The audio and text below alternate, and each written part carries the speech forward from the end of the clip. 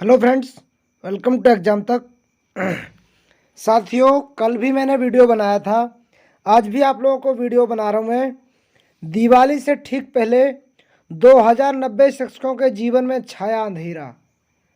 साथियों, बहुत बड़ी अपडेट है, आपको लेकर के आया हूँ। यह है जलवा हाई कोर्ट और सुप्रीम कोर्ट का।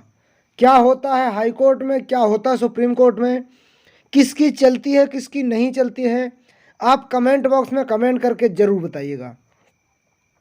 यह फैसला था उत्तर प्रदेश में तदर्थ शिक्षकों की नियुक्ति को लेकर। उनकी स्थिति थी, उनकी ज्वाइनिंग हुई थी, उनने नौकरी भी की, सब कुछ हुआ, बाद में उनका ऐसा क्या हुआ कि अंधेरा छा गया। शिक्षा मित्रों से बदतर हुई तदर्थ शिक्षकों की स्थिति। साथियों, बहुत बड़ी खबर है। शिक्षा मित्र जो कार्य करते हैं उनसे बेकार हो गई है तदर्थ शिक्षकों की स्थिति। क्या है, मैं आपको वो बताने जा रहा हूँ। यहाँ से देखिएगा आप।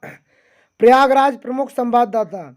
सहायता प्राप्त माध्यमिक विद्यालयों में 7 अगस्त 1993 नियुक्त 2090 तदर्थ शिक्षकों की स्थिति शिक्षा मित्रों से भी बदतर हो गई है। प्रदेश में 1.37 लाख शिक्षा मित्रों का सहायक अध्यापक पद पर समायोजन 19 जून 2014 में शुरू हुआ। 25 जुलाई 2017 को सुप्रीम कोर्ट ने इनका समायोजन निरस्त कर दिया। देखिए, इनका समायोजन हो गया था किनका, शिक्षा मित्रों का, लेकिन 25 जुलाई 2017 को इनका समायोजन निरस्त कर दिया गया था। साफ है कि शिक्षा मित्रों को जो 3 साल बाद ही हटा दिया गया, जबकि तदर्थ शिक्षकों को 30 साल बाद झटका लगा है। तो देखिए साथियों, जो नियुक्ति गलत तरीके से होती है उस पर झटका लगना तो तय है।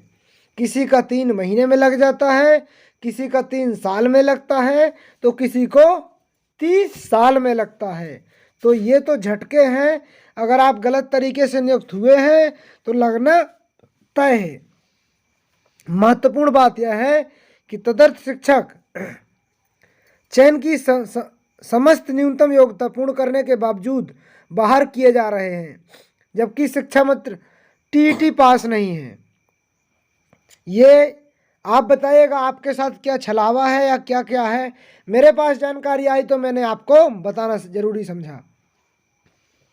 आप बताइएगा आपके हिसाब से क्या होना चाहिए। जबकि शिक्षा मित्र टेट पास नहीं होने के कारण भी बाहर नहीं किया गया था। वर्तमान में सहायक अध्यापकों का न्यूनतम 70,000, प्रवक्ता को 1.35 लाख रुपए तक वेतन मिल रहा था। अब देख सकते हैं, जो लोग बोलते कि एक बार ट्रेजरी कोड बन गया, ये हो गया, उनको नहीं हटाया जा सकता। देख सकते हैं, एक अध्यापक को 70,000 रुपये मिल रहे थे, प्रवक्ता को 1,35,000 रुपये मिल रहे थे, जबकि सरकार ने इनकी सेवाएं समाप्त कर दी। बहुत बड़ी खबर, सरकार हाई कोर्ट से आगे नहीं और इनकी सेवाएं समाप्त कर दी। तो तकरीबन 3 दशक तक पढ़ाने के बाद भी सभी का भविष्य अंधकारमय नजर आ रहा है। बहुत बड़ी दुख खबरी आप लोगों के लिए।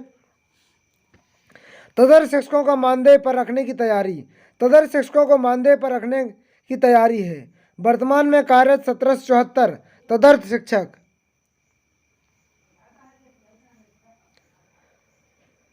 तदर्थ सहायक अध्यापकों को प्रति माह 25,000 रुपये, जबकि 316 प्रवक्ता को 30,000 रुपये मानदेय देने की बात चल रही है। इस प्रकार सहायक अध्यापकों को प्रति माह 4.43 करोड़ और प्रवक्ता को 94 लाख रुपए का खर्च आएगा। खास बात यह है कि मानदेय उनको मिलेगा जो पूर्व में वेतन पा रहे थे या नहीं, ऐसी बात सरकार की कर रही है। लेकिन सरकार ने फिलहाल जिस पद पर कार्य कर रहे थे उस पद से हटा दिया है। यही मध्य प्रदेश में भी हो सकता है कि जो एलिजिबल नहीं है वो क्या कार्य करेंगे नहीं करेंगे। आप कमेंट बॉक्स में कमेंट करके ज़रूर बताइएगा। तो अभी उनको सरकार क्या करेगी, आप कमेंट बॉक्स में कमेंट करके बताइएगा। शिक्षा मित्रों को दे रहे मानदेय, तदर्थ के लिए कोई इंतजाम नहीं। इनका कहना है शिक्षा मित्रों को मिल रहा है मानदेय, लेकिन तदर्थ शिक्षक के लिए कुछ भी नहीं। सर्वोच्च न्यायालय के आदेश पर तदर्थ शिक्षक भी हुए बाहर। सर्वोच्च न्यायालय ने जैसा आदेश जारी किया, तदर्थ शिक्षकों को तुरंत हाल ही में बाहर होना पड़ रहा है। सरकार ने कहा था 2000 के पूर्व में शिक्षक विनियमित संजय सिंह के मामले में सरकार की ओर से सर्वोच्च न्यायालय में दाखिल शपथ पत्र 30 दिसंबर 2000 तक सभी तदर्थ शिक्षकों को विनियमित करने की बात कही गई थी। लेकिन हकीकत आज तक इनका विनियमितीकरण नहीं हुआ। अब अपर मुख्य सचिव के 9 नवंबर के आदेश से बाहर हो गए। इनमें से कुछ शिक्षक फिर से कोर्ट की याचिका दायर करने की तैयारी में हैं।